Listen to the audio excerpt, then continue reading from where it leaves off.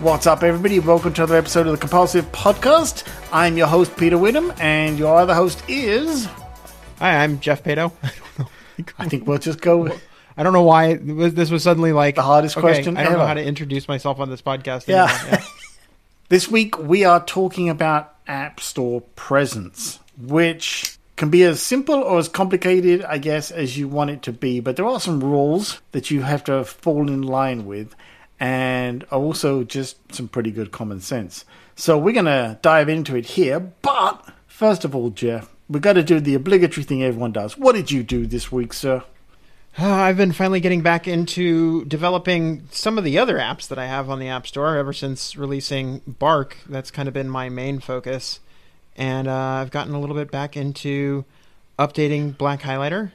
How about you? I know that this is related to our topic. It for the is. So hold on to your hats, folks. This week I shipped my update for Job Finder Tracker 1.2. I know. It is months and months overdue. I finally shipped it. And yes, that is what I've got to contribute to this week's conversation here, because it is very, very relevant to some of the topic, in which I updated screenshots and all sorts of things and really tried to do a better job of it this time around. So let's start here. App Store presence. What does it even mean, Jeff? What is App Store presence? Yeah, so I think what we're calling App Store presence is basically, how does your app appear on the App Store? What are you telling users? What are you showing users to try and get them to download your app? There's some amount of this that falls under the bucket of App Store optimization, but also there's a lot of kind of what is just the bare minimum. What are you what are you showing to users? What do you have to show to users? What are you choosing to show to users? Kind of all of the basics that you are to tell them about the app, and then at the next level, try to sell them on the app. And hey, you should check out this app. Here's why you should do that.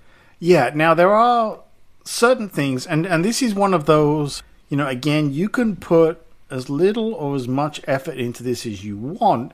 However, there are certain requirements you have to fulfill, basically before Apple will even let you submit it for review, right? So, there are some things here, and we'll go through them, but I'll just give you a very quick list, and then we'll talk about some specific subjects. Some are self-explanatory, I think. So, for example, right, there's some text elements, naturally, right, that you will be expected to provide an app name. Now, that app name is a free-form text entry field, but, you really don't want to use a name that somebody already has, because it's going to make it that much harder. And we've all seen in the store as well, right, people try to twist and make them clever. And I think my advice, and Jeff, you may disagree, but my advice is it's kind of like domain names. Don't try and be clever, right? Because if you don't make it obvious, number one, it's less likely to come up in the search. And number two, it's less likely for people to remember it, right? Make something that you can find, make something that you can search for. You can definitely add additions to your app in the App Store. I mean, so for example, Kineo is my app's actual name. It's the name that you'll see on my social media, on the website for it and everything. But in the App Store, it's Kineo Flipbook Animations, because you want to have a little bit there, even if a user's just picking it out of the list or they're trying to see it in search results, that they're going, oh yes, it's this Kineo versus maybe there's another Kineo out there, or maybe they see it in the list and they're like, well, I don't know what Kineo is. Why would this be the kind of thing that I would want? So yeah, I would still say that your app name doesn't have to just be your name. You do want it to kind of be almost as much a first impression on the user as your app icon is. Yeah, right. And if I remember rightly, the app name that you have in the store does not have to exactly match the app name that you would see on the icon in the home screen, right? If I remember rightly. Yeah. That's correct. Now, don't go making them two completely different things, because you might get dinged for that. But so, for example, right, your app name might be Job Finder Tracker. Don't bother using it. I've already used it. on the icon, I could just have like job tracker or something like that, right? To give you an example. So the next one, I actually didn't use previously, but I've used it this time around, which is the subtitle. It is an optional one, and I've seen people kind of use it for almost like a short tagline, because you're only allowed 30 characters on both of these, by the way, right? But this was the first time I bothered to put in a subtitle. What about you? Do you always put a subtitle in? I always 100% of the time use a subtitle. It is basically just another thing that shows up on almost every case where you're seeing your app's name. And so it's just another way of letting people know, yes, hey, this is the app that you're looking for. And we'll get into some of the ASO stuff later, but your app name and app subtitle are very important for that as well. Yeah. And then the next one, super important, of course, is the description. Now, you've got 4,000 characters for that, but my advice would be get in to the description everything you feel you need to get in there. Don't do more than you need to, right? Don't try and fill it with stuff just to make it sound good, or, thinking that it's going to work with ASO and things like that, right? Because I feel like the longer the description is, the more likely people might be to move on, because, you don't want to sit there and read paragraphs and paragraphs of text, but you should put in there, hey, list all the features, for example, right? But make it complement, I think, things like the screenshots and or videos, which we'll talk about here briefly in a moment. I don't think you should, don't go writing a book on this thing, right? I agree, but I disagree. And I'll say that I think that you should aim to fill as much of it as possible. That is, I'm being very much a hypocrite in here because especially some of my apps like Black Highlighter have very little in them. That is something that I want to work on. But I do think the answer is A, do fill a lot of this out, but B, make it easily skimmable. Make it so that users can find the information that they want kind of quickly and easily. That you do want to put a lot in there because, again, everything that you have on the App Store is your chance to tell the user, hey, this is the app that you want. And so you can go in there and you can have like a frequently asked questions. You can have all of your list of features, like you said. You can have, your business model, if that's important to the user. Like, oh yeah, no, this is a subscription app. Like all of that kind of stuff can be in there. Just, I would say you'll see this in a lot of other apps that you have kind of like these big titles or new lines that separate stuff, or, just a ton of asterisks or something to kind of call it out.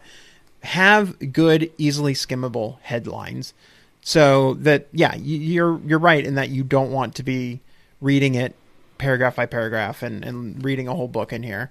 But if you have instead a set of chapter markers, then you can kind of hop directly to the part in the book that you want to. Yeah, or, another good one is bullet lists, right? If you can get, maybe at the front, now that I think about it, at the top, maybe put a bullet list of all the super important key things.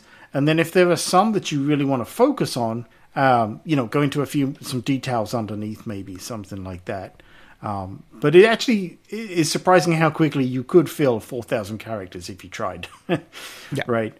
Yeah. Exactly. Same. There's another one here. What's new? Now, the what's new, I obviously tend to think of as, hey, what's new in this release, right?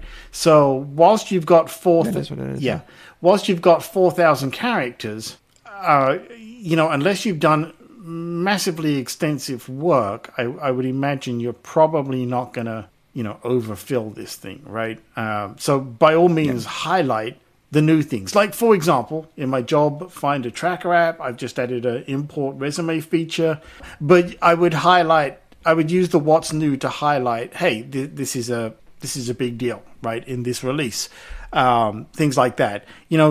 What I don't like to see is, and you see this on a lot of apps, I'm not going to name any, but many of the ones a lot of people use, every time it's like bug fixes.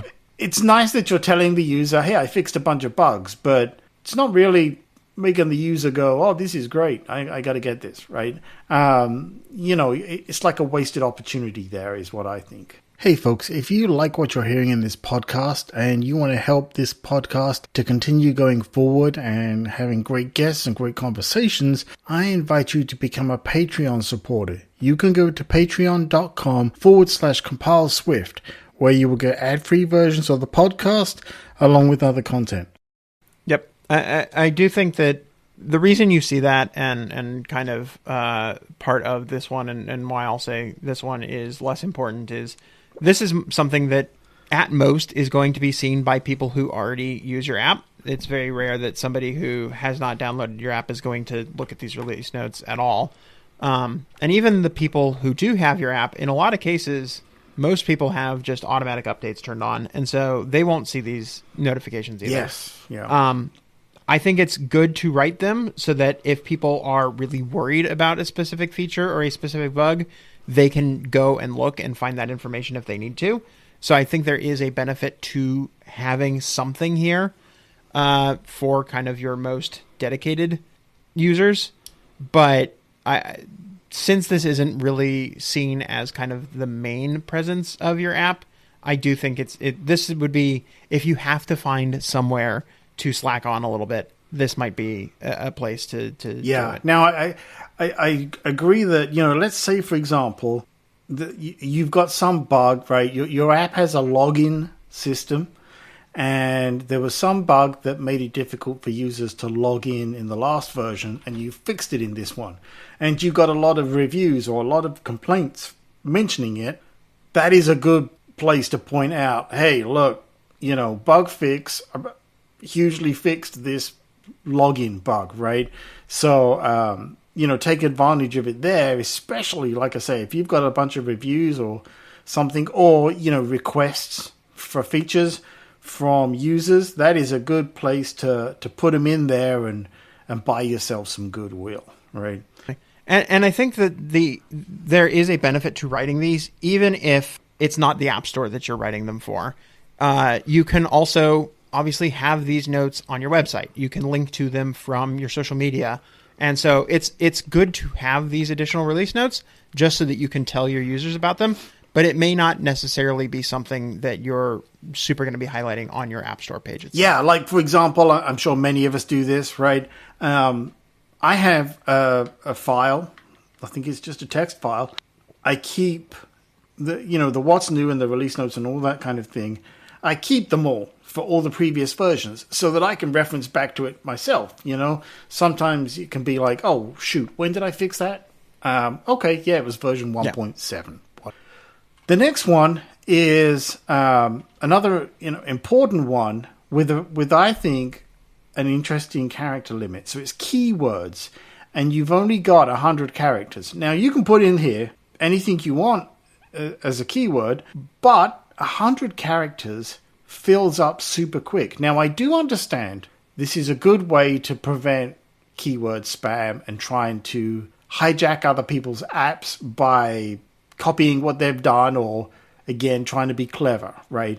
But I actually find 100 characters, because I went through this yesterday when I was filling in the details for the update for my app.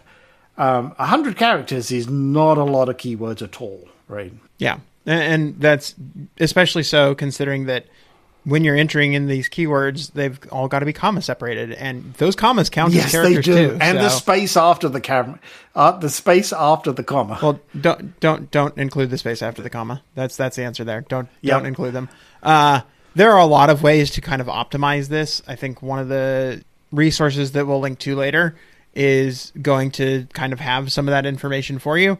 But yeah, there are ways to optimize this keyword list, but at the same time, it is very limited by design, and you kind of have to find ways to get around that. Yeah.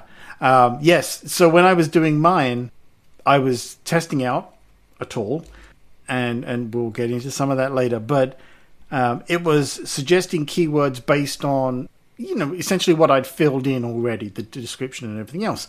So its suggestions were really good. But I couldn't use all of the really good ones because they just couldn't get them all in there. And at the same time, it had put a space after the comma. And then I realized, I was like, oh, wait, if I take those out, they still perfectly legitimately work as keywords. and I've captured back some characters. Whereas the reason I say it like that is, like in the web world and things like that, I tend to put a space after them because it doesn't matter, right?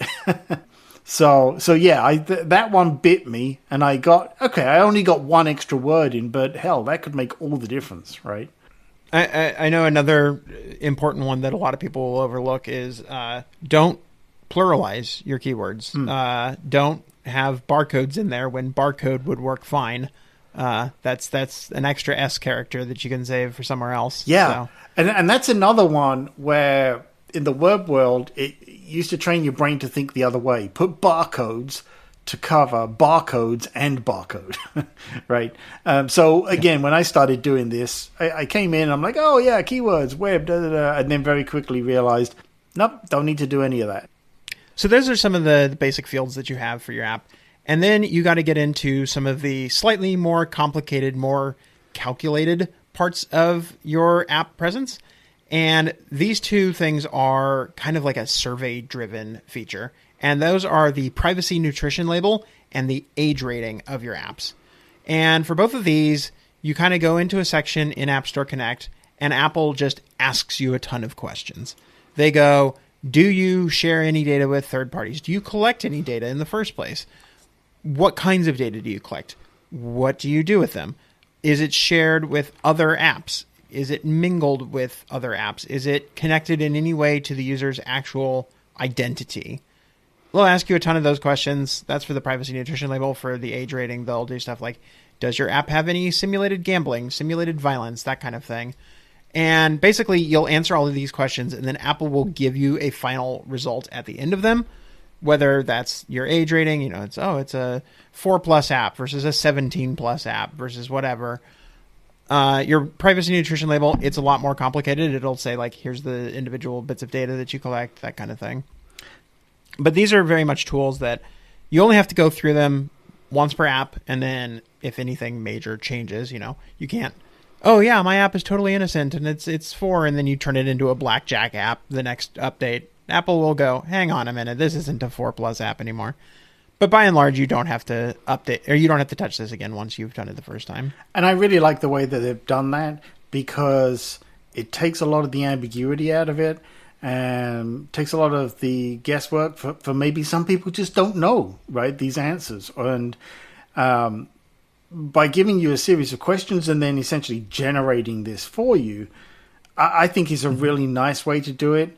I'd love to see, other things go along this route, because it just simplifies it, and it also gives me, as the potential downloader purchaser in the store, a standard way of reading and seeing these things, across all the apps that I'm comfortable with, and certainly gives a great feeling of trust as well, right? Now, you're quite right, as you point out, hey, just like with anything else, if you intentionally or unintentionally make a mistake or try to scam the system, Apple will more than likely let you know at some point.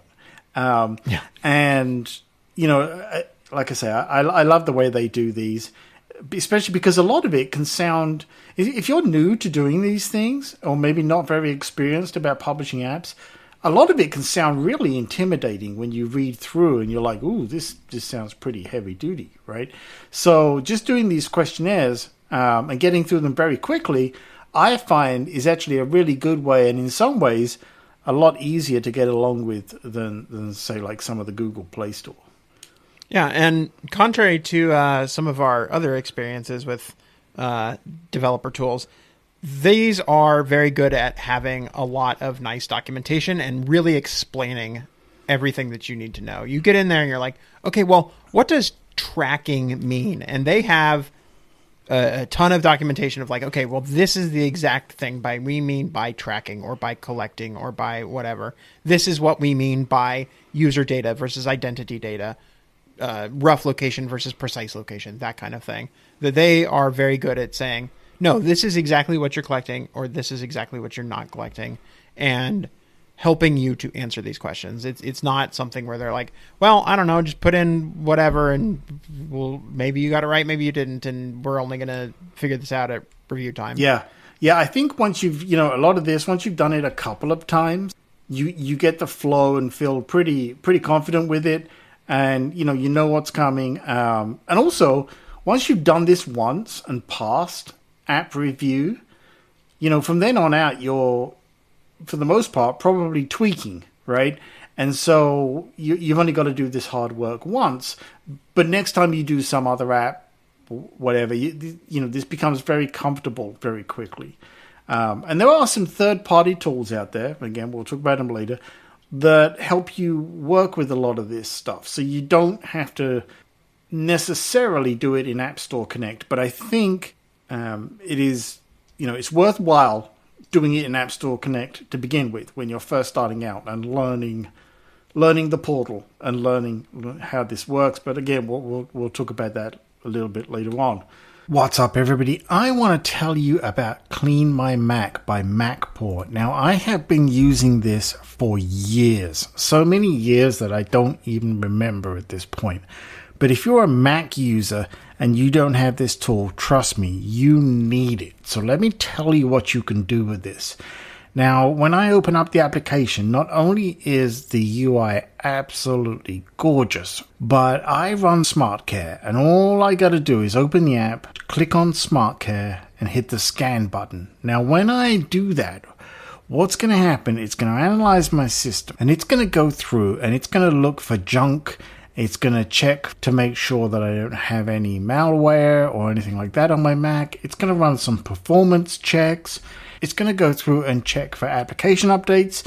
And then it's also going to give me the option to look at what I would call the clutter on my machine. Kind of my files, right? The stuff that I put there. And I'm not kidding you. Every time I run this, and I run this at least once a week, it will find at least a couple of gigs worth of junk files to clean out. And all I got to do is to tell it, go ahead and run, and it'll clean out the junk files. The other day when I ran it, it found 6 gig of files. And believe me when I tell you, I am meticulous about keeping junk off of my machine. And it will just find this stuff splattered all over different folders. And then it'll run the performance checks, like I say, and it'll just look and see if there's anything that it thinks needs to be done. It'll let me know about any app updates, and I can just have it update them for me. Now, on top of that, there are other tabs. There's the cleanup tab, and it'll go in there, and you can tell it to do various cleanup operations for you. Again, it's going to run an analysis. As developers, we all know about Xcode and how much space it takes up, but you will be amazed about the amount of files that can build up in caches over time that you just don't think about, and they just don't clean themselves up very well. And again, it'll go through there and save me gigabytes of space. It's absolutely unbelievable. The performance tab is fantastic. It'll run things like flushing the DNS for me, and it'll run the maintenance scripts. It'll check disk permissions for issues there, and all of those things to give you every ounce of performance out of your machine. And if all of this sounds good to you, and it should if you're a Mac user, like I say, I consider this like one of my first installs. You can go to peterwitham.com/CMM, and that's going to jump you to the right spot where you can go in and you can try out Clean My Mac. You'll get a 7-day free trial. Personally, like I say, every time they bring out a new version, it's an instant upgrade for me. So again, go to peterwitham.com/CMM and get started with Clean My Mac today. So let's move on to the visuals. And, I think you've got some pretty good options here. So we'll sort of break these down between us. First real obvious one, we'll all have seen them, screenshots. Now, you can do up to 10 screenshots. They have simplified this process over time.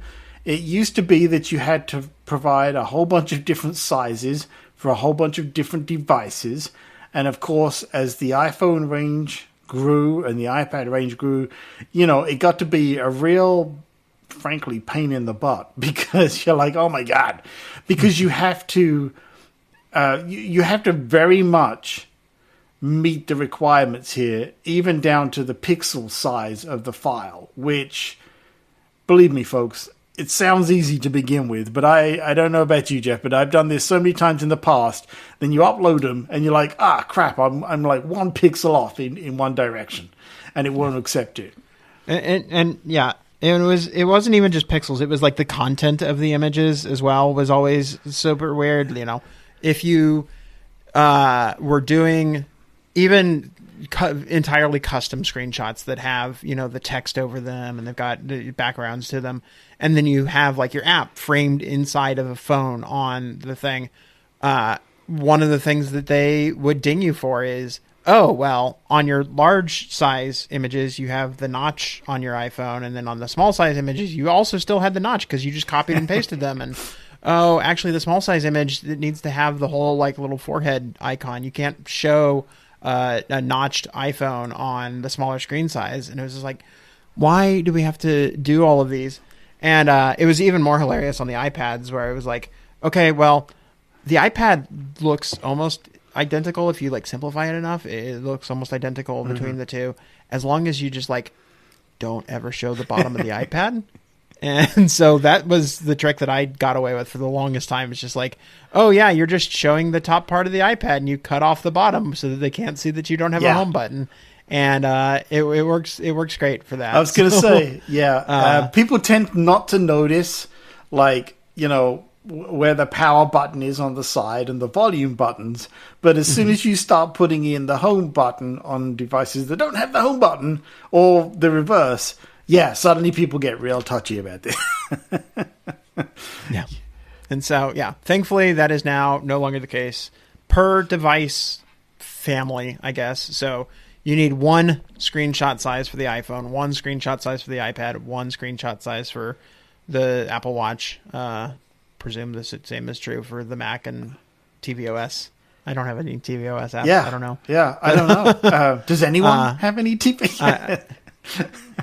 For those kinds of device families, you only need 1 screenshot size per device type now. So thank you. That is significantly nicer in terms of getting that done at the end of what is often a long development process. Now I don't know about you, but I sort of, learned the hard way to be like, okay, what I need to do is just start. In my case, I use Affinity Designer and Sketch.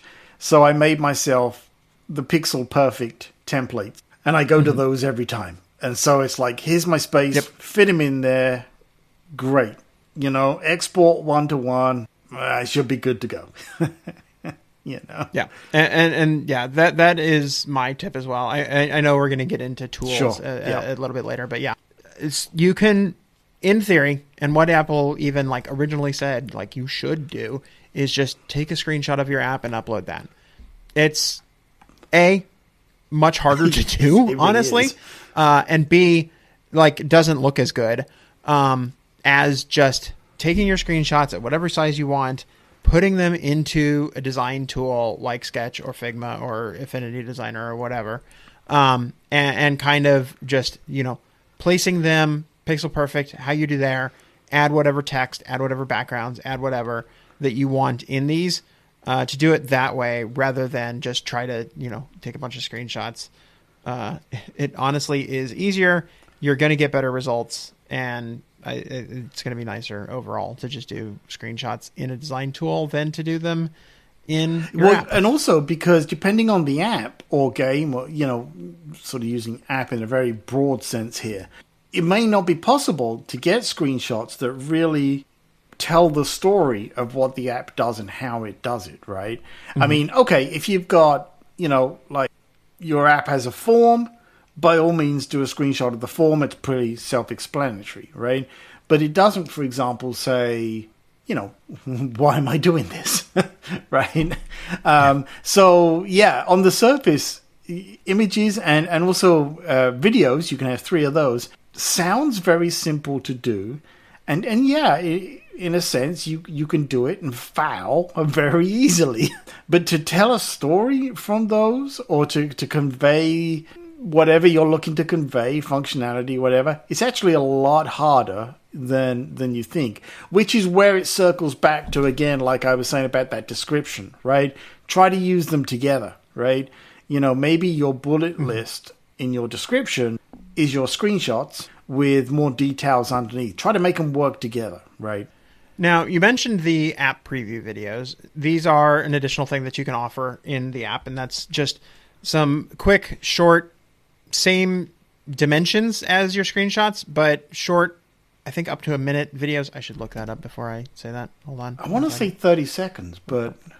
The videos that you provide, they're the same dimensions as your screenshots, but you have a minimum length of 15 seconds and a maximum length of 30 seconds, and you kind of just have to show your app in use there. Now, the difference between these and the screenshots is that they are way more strict with the app previews about what you can actually show in an app preview. So in this case, it is kind of a lot better to really just have a recording of your app rather than try to do anything too super custom in your app preview. Yeah, I mean, don't make a Hollywood trailer, right? Yeah. You know, I know that there's a ton of stories out there. I have some that are hilarious that I can't retell, but also some horror stories of, you know, I think it was the Halide devs that had somebody hold the phone in like a split second of their trailer thing, and it's just like a hand holding the phone, and Apple was just like, nope, we're gonna block your whole release because of this 1 second thing of somebody holding your phone.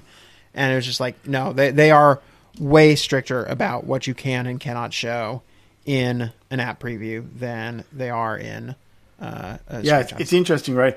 I think the advice there, probably would be, you know, show the app. You know, just show the app, show what it does, get out of there before you get in trouble.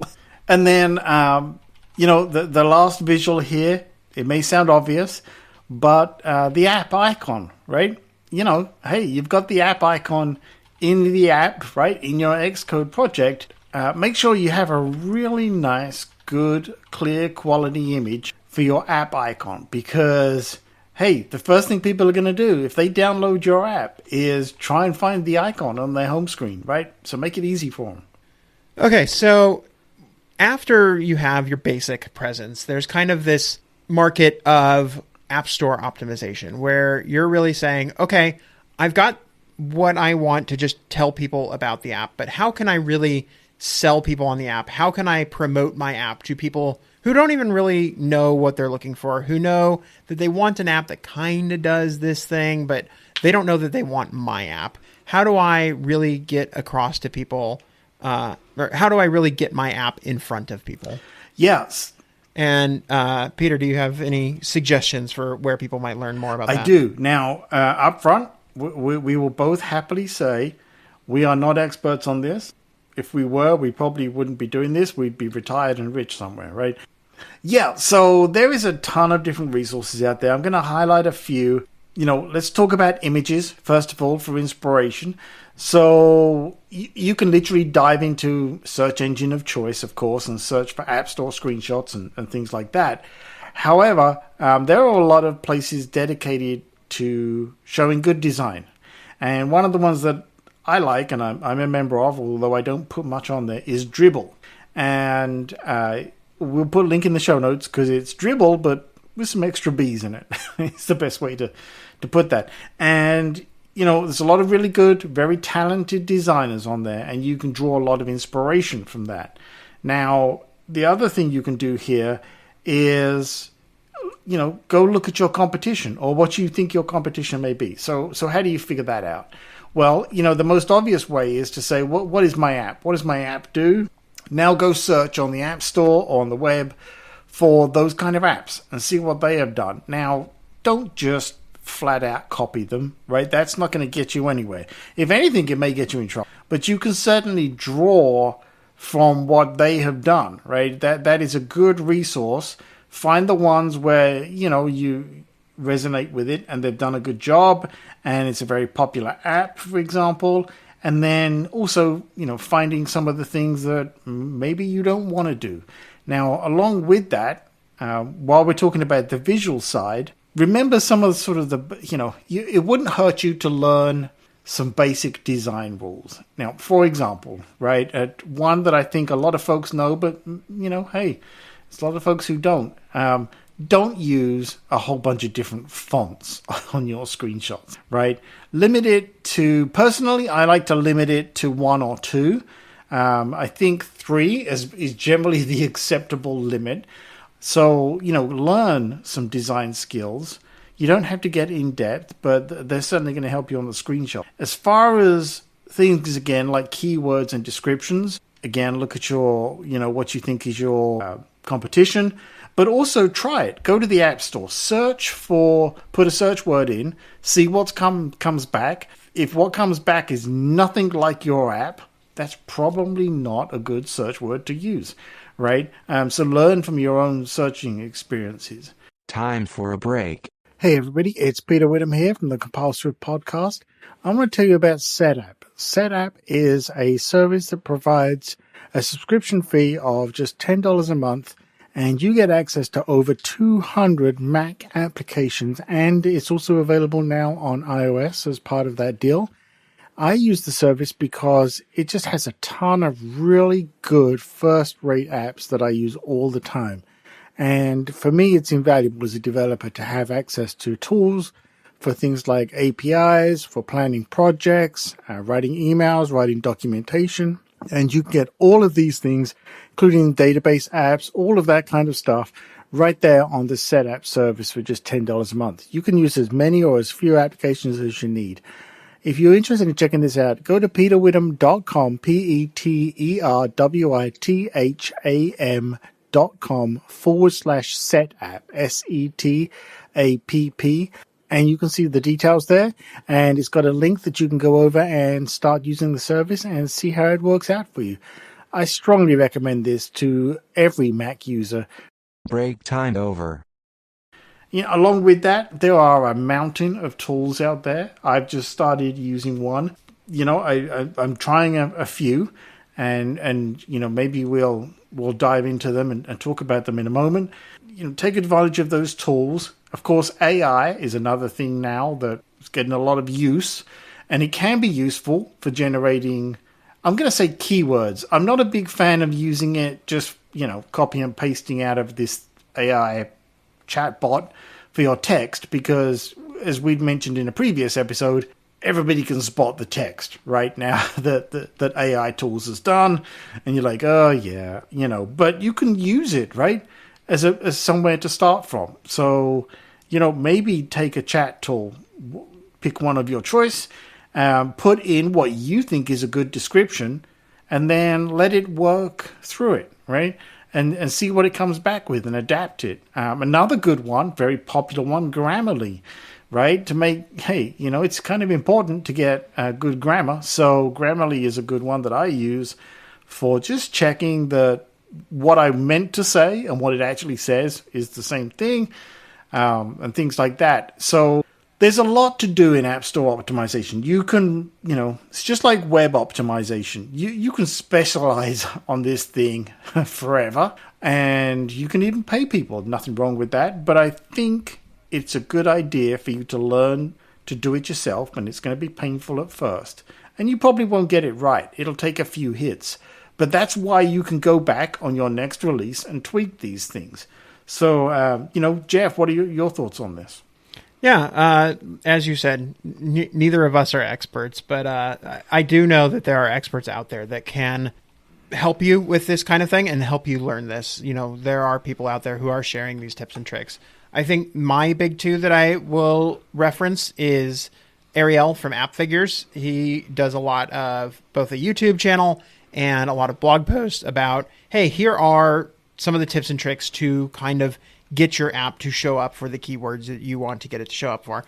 Obviously, he has a vested interest in selling his tool, App Figures, but he also does a lot of this conversation and stuff of like, here's the things that you can do that are completely free. You don't have to be an App Figures subscriber to use any of this. It's just like, here's some of the basics. A lot of the things that we've already discussed, like, hey, don't use plurals in your keywords list, are things that I picked up from his tips and tricks and guides. The other one that I'll recommend maybe a little bit less tightly for our audience because it is more geared towards a larger companies type deal is the Revenue Cat Subclub podcast. definitely I would say go through there, look up the podcast titles and say which ones sound interesting or sound relevant to you and go listen to them. Often they'll have people on that are talking about like, oh, I'm doing this for my App Store optimization and, I only had a small budget of $30,000. And so maybe that's a little bit less relevant to the people that are listening to this podcast, but there are definitely some out there that they have things that are relevant to you and that you can definitely learn from. Here's the tips and tricks that work for big companies, but they'll also work for small companies as well. But that one, I'll definitely say, like, don't just go listen to every single episode that they've got because a lot of them aren't going to be relevant. But and if they are relevant to you, patreon.com/compile. Yeah, I was going to say, I'd love to have $30,000 budget on just about anything in life, right? Yeah. Now, I do want to throw in one extra word of caution here. And as we're recording this, we're just coming off of, well, literally just come off of Cyber Monday, right? It's just wrapping up here in the US. Mm-hmm. It's all too easy to convince yourself, tool XYZ is going to magically solve this problem for you. And I say that with all due respect to all of these tools, because over the past few days, while there's been deals going on and things like that, I've looked at a fair few of them. And many of them are very good, but some of them are expensive. That's not to say that they're no good. They're probably well worth what you're paying for them. But my word of caution here is that no tool will magically solve this problem for you and get it right.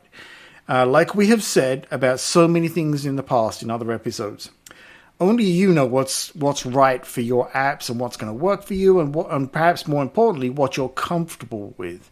So there's going to be a lot of experimentation here.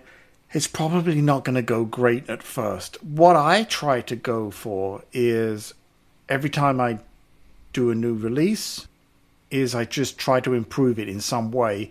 And the best way to start there is, Jeff, you alluded to this earlier on, learning from what you did last time and how well that worked for you, right? And comparing it, maybe you've done this 4 or 5 times and tried a few different things. What are those points that worked? What are the ones that didn't? And just try to, elaborate on it in a more successful way next time around. Any thoughts on that? Yeah, tools are not going to magically solve anything for you. Having an ASO tool is not going to magically make your app number one in all App Store search results any more than a kitchen tool is going to make you a Michelin chef. You have to have your knowledge, your expertise in order to kind of build this out, and then the tools can help you. And yes, I'm not, like Peter said, I'm not saying that these tools are worthless.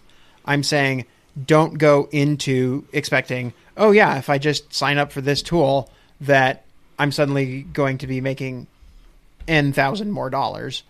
It is very much learn what works for you, what you can do, and then use the tools to help you. Yeah, there's a lot more advanced components inside of App Store Connect, and I've done some of these, and you may have also done some of these, but I'm going to kind of list them, and then we can dig into specifics if we want to talk about specifics. The big one that I think Apple's really been kind of pushing lately, but it's also kind of one of the most complicated ones to get into, is the idea of having custom App Store product pages. And this is having an entirely separate App Store presence that users can be driven to through different ways of whether it's a different link or a different direction in the App Store.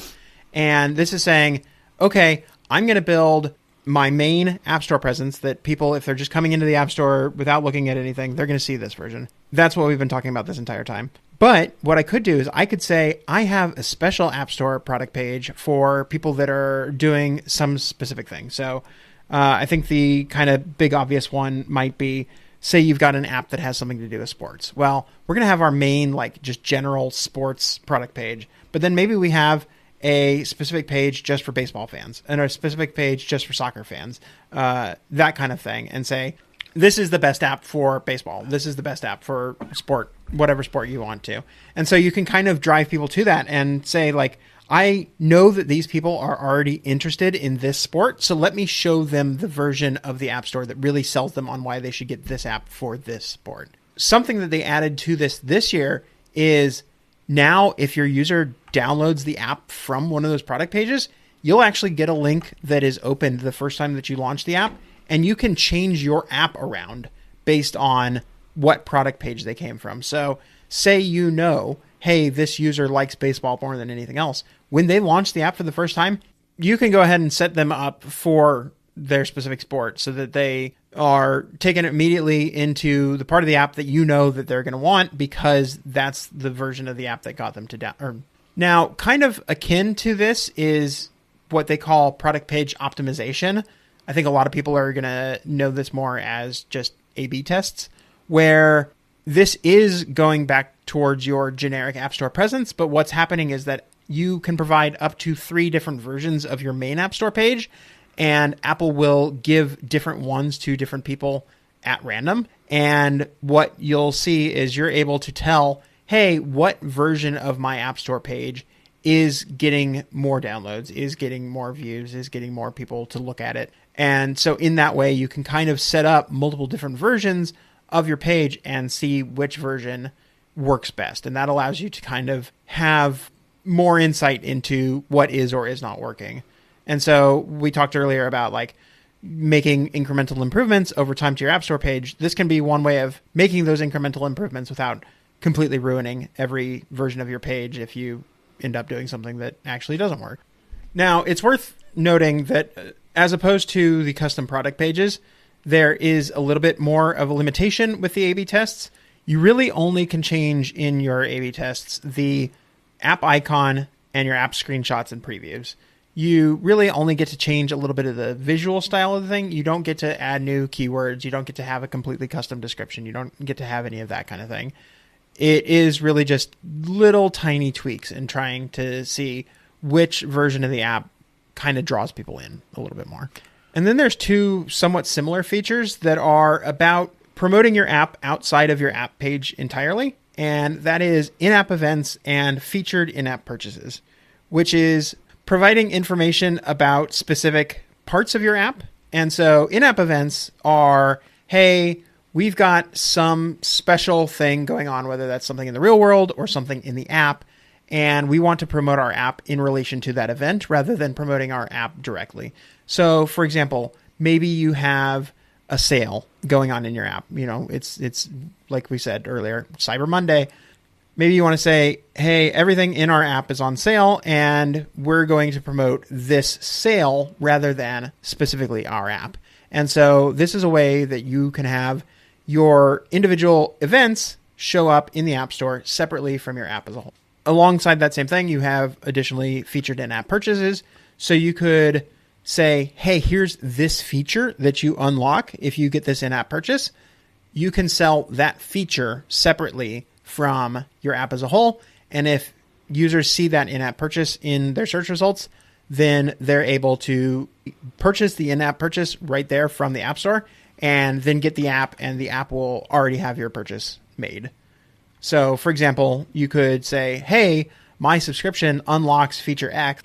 And if somebody goes and they're searching in the App Store for feature X, they could go, oh, well, I'm clearly going to want that feature. Why don't I go ahead and subscribe now and then get the app, and they're already subscribed in the app. Folks, take advantage of these. Now, I do want to say, though, there are requirements for these, right? Just like with everything else. So go check them out, because what I fell foul on, I created everything I thought I needed, and everything was great. And the one thing that I didn't do, that was the reason that Apple wouldn't accept it, I didn't supply a deep link direct to the event in the app that I was talking about. Yeah, for both of these, you do need to supply a couple extra things. You need to supply some new images. You need to supply some new icons. For in-app events, you need to supply a deep link. For the in-app purchases, you actually have to hook up something differently with StoreKit. There are these additional requirements, but they are nice. And yeah, definitely you should take advantage of these more, because it's literally just extra ways your app could show up in the search results. And you always want more ways to do that. I've only done the featured in-app purchases. I know I totally should have done more featured in-app purchases with Bark for the Apple Wallet thing, because that was something that people really wanted. I should have been like, oh yeah, Bark Unleashed, and like really sell, hey, this has Apple Wallet export and really sell just like, if people are looking for Apple Wallet, they're going to see the Bark Unleashed subscription and then go through that. That would be a good idea. I've done the featured in-app purchase for Black Highlighter. It's worked. It's definitely another way of people getting access to this. So yeah, that is something that I need to continue to do in Bark.